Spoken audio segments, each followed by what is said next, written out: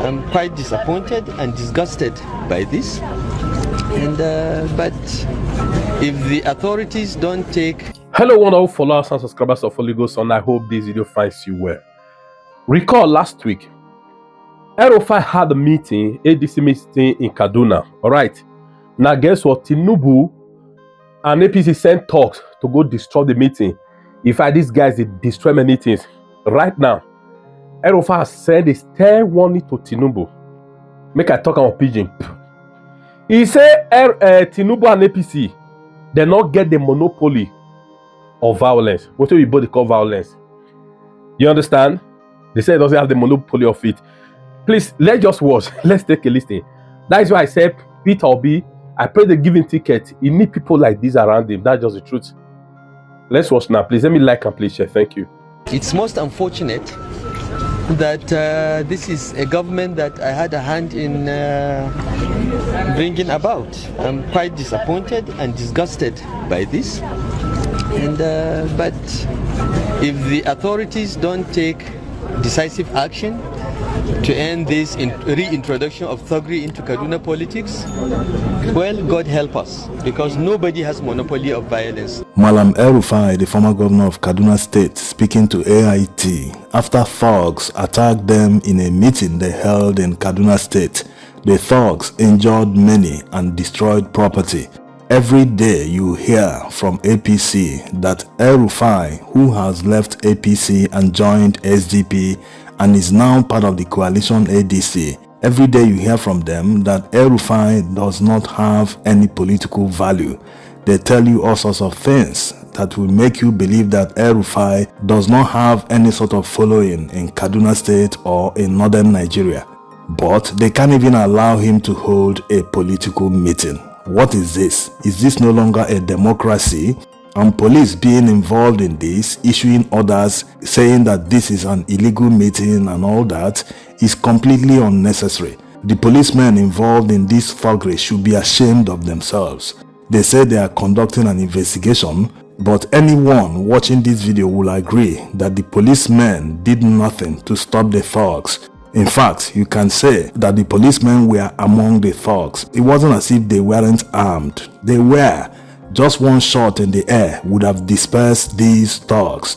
But they stood there. How many policemen can you see here? 1 here, 2 here, 3, 4, 5, about 6 of them. They stood there and did nothing while these thugs destroyed property and harmed individuals. Their only crime was attending a political meeting that Rufai also attended. So it was a targeted assault and attack by government-sponsored thugs. There's no other way to say this. Now let's see the statement by ADC spokesman Bolaji Abdullahi. He posted this on his verified X handle. He said, when the Kaduna State Police Command issued its press release on the unfortunate disruption of the ADC meeting in Kaduna State, where our party leaders and members were attacked by armed thugs, we expected reassurance that justice would be done and that those responsible for the violence would be held to account. Instead, what we read was a troubling attempt to criminalize legitimate political activity, prejudge individuals, and cast the opposition in the light of lawlessness. First, the police statement rushed to link the ADC to political gangsters, even while stating that it has commenced an extensive investigation into the alleged political violence. This contradiction exposes the statement as more political than professional. Investigations should establish facts before conclusions are drawn. When police act as a judge and jury, it undermines both justice and democracy. Second, the claim by the Kaduna police that our gathering was unauthorized is dangerously presumptuous. In a democracy, the right to assemble peacefully is guaranteed by the Constitution, not a state police command. A police notification is a matter of procedure and often courtesy, not a license to exercise a right that has been granted by the Constitution. To suggest otherwise is to turn citizens' freedoms into privileges at the mercy of the state. Third, the threat that hotels and event centers will be held liable if they host political meetings without police approval is equally ludicrous. It amounts to intimidation of private citizens and businesses, effectively denying opposition parties access to spaces for lawful activity. No democracy thrives where access to public or private venues is determined by the whims of security agencies under any guise. Finally, the blanket suspension of unauthorized gatherings as declared by the Kaduna Police Command in its statement is clear overreach. Security agencies are to protect lawful assemblies, not proscribe them. To arrogate to themselves the power to decide which political meetings may hold is to hand the police veto authority over democracy itself. In this regard, the ADC rejects all attempts by the Kaduna State Police Command to drag our name into acts of violence that we neither organized nor condone. Our party remains committed to peaceful, issue-based politics.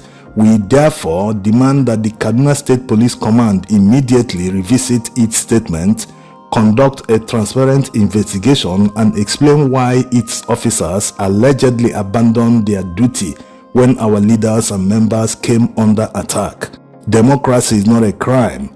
Selective policing is.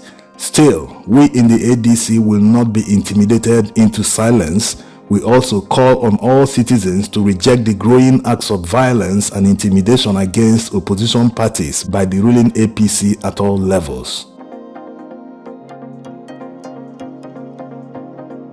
We can't blame only the police and the Kaduna State government in this. What about the thugs that collected peanuts to go and attack their fellow citizens who did nothing to them, to go and destroy property in this Tinubu economy? So you can see how politicians weaponize poverty. If these thugs had good paying jobs, they wouldn't be thugs. They wouldn't collect peanuts from anyone to go and attack fellow citizens.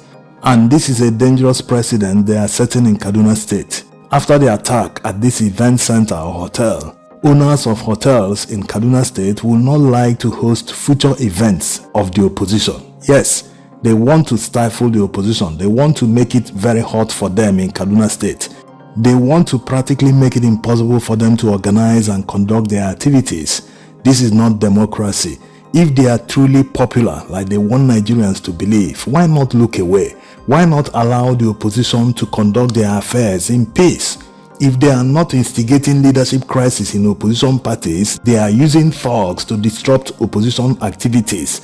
This is not how it's supposed to work. In a democracy, all operators must operate under the rules. But these people are lawless. They don't follow any rules. This is a sign of things to come in 2027. Nigerians must be ready. They must be more desperate than these people. Anyone that is afraid of the opposition, afraid of the meetings they are holding, it betrays that they are aware that they are not popular, that the people will rise up against them. All the money they say they are earning, all the revenues, all the increased allocations, and all the works they claim to be doing, they can't allow these works to speak for them. They can't allow these works to campaign for them. Rather, they are going after opposition, attacking them, maiming citizens simply for organizing a meeting. How does this work? How can these people be maltreating Nigerians this way? Things that the military didn't do to Nigerians, fellow civilians are doing it to their fellow countrymen. It doesn't make any sense. How can they be preaching democracy, but they don't follow any rules? And it's a shame that the police is involved in this. How can they be this partisan? How can they be taking sides when they are supposed to be professional? How dare the police stand there and thugs were attacking fellow citizens? It doesn't make any sense. And these are the same policemen that will soon retire and be protesting and crying about their pensions and gratuity. We all know what we are doing in this country. Tinubu na siyasa ne aka matsayin jari da mallaka. Tarihi ne ba siyasa. Yana karami ba ka san sa ba. Ba san wansa ba. Ba san ƙaninsa ba. Ba san ƙanin ubansa ba. Ba san ƙanin mahaifiyarsa ba. Shi kaɗai rak. Ya taso ba san wanda suka karfi ba. Yana kowane da classmate. Wata classmate. Kowane da ya karfi mako. Sule Lamido, former governor of Jigawa State, speaking in a stakeholders meeting of the PDP, he spoke in Hausa. He told the audience that no one knows Tinubu's history. No one knows his parents, brothers, relatives, and others, even classmates. that the only history he has is with the FBI and CIA in drug-related crimes. So this is a sign of things to come in northern Nigeria in 2027. The same way most of these politicians campaign for Tinubu, that he built Lagos, he did this, he did that is going to revive Nigeria's economy. In the same way they will now say, this man, no one knows him, he's an alien, that's why he's punishing Nigerians with all the taxes and everything. So the people in government already know what is coming. That's why they are deploying all sorts of tactics, including maiming and attacking people using thugs, like what happened in Kaduna State. So it's important to know that all the people that campaigned for him, the same people will now go back and be telling people, yes, we campaigned for this, just like Rufai said in that interview, that is a pity that he helped bring this government to power and they are doing this to him. The same way they will go back and tell the people, we were wrong in campaigning the other time, telling you that this man will change Nigeria. No, this is his true history.